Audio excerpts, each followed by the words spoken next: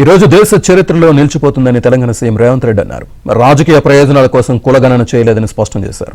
ఇవాళ అసెంబ్లీలో ప్రభుత్వం ప్రవేశపెట్టే డాక్యుమెంట్ ను భవిష్యత్తులో రిఫరెన్స్ గా తీసుకోవాలని చెప్పారు.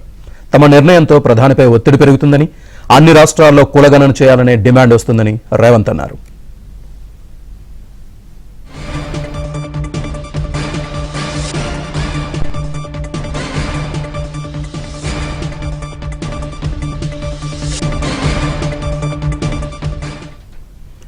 ఈ రోజు దేశ చరిత్రలో నిలిచిపోతుందని తెలంగాణ సీఎం రేవంత్ రెడ్డి అన్నారు. రాజకీయ ప్రయోజనాల కోసం కులగణన చేయలేదని స్పష్టం చేశారు. ఇవాళ అసెంబ్లీలో ప్రభుత్వం ప్రవేశపెట్టే డాక్యుమెంట్ ను భవిష్యత్తులో రిఫరెన్స్ గా తీసుకోవాలని చెప్పారు. తమ నిర్ణయంతో ప్రధానిపై ఒత్తిడి పెరుగుతుందని, అన్ని రాష్ట్రాల్లో కులగణన చేయాలనే డిమాండ్ వస్తుందని రేవంత్ అన్నారు. ఇదే అంశానికి సంబంధించి పూర్తి డీటెయిల్స్ మా కరెస్పాండెంట్ సిద్ధార్థ్ అందిస్తారు. సిద్ధార్థ్. కేబినెట్ సమావేశం అనంతరం సీఎం రేవంత్ రెడ్డి మీడియాతో చర్చ చేశారు. ఈ చర్చలో పలు కీలకమైన అంశాలని మీడియాతో ఆయన పంచుకున్నారు. ముఖ్యంగా కులగణనకు సంబంధించి కాసేపట్లోనే అసెంబ్లీలో దానిపై చర్చ జరగనుంది.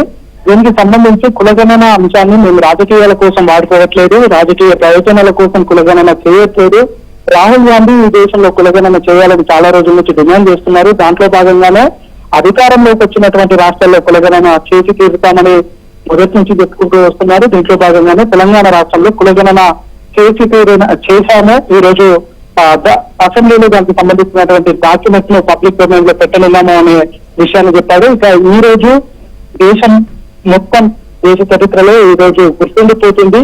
మా నిర్ణయంతో ప్రధాని పైన ఒత్తిడి పెరుగుతుంది, అన్ని రాష్ట్రాల్లో కులగణన చేయాలనే డిమాండ్ వస్తుంది. దీనికి ప్రధాని నరేంద్ర మోడీ సమాధానం చెప్పాల్సినటువంటి అనివార్యత ఏర్పడింది అనే విషయాన్ని సీఎం రేవంత్ రెడ్డి స్పష్టం చేశారు. ఇక బీసీలకు, ఎస్సీలకు ఈ రోజుతో 76%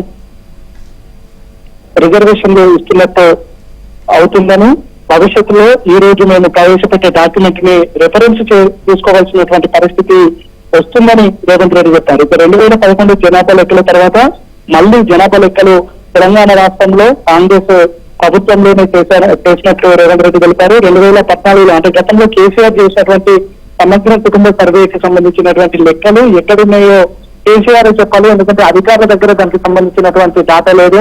దాంతో పాటు అప్పుడు ఉన్నటువంటి పాలకులు దానికి సంబంధించినటువంటి వివరాలను బహిర్గతపరచలేదు.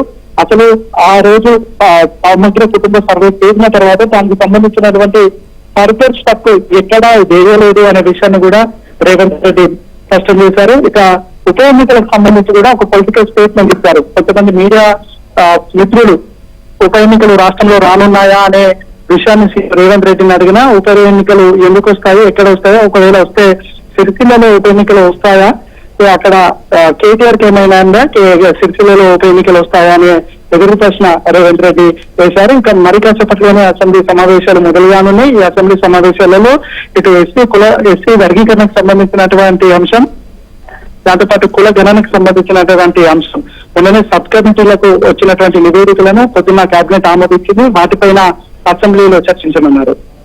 Right Siddharth, thank you.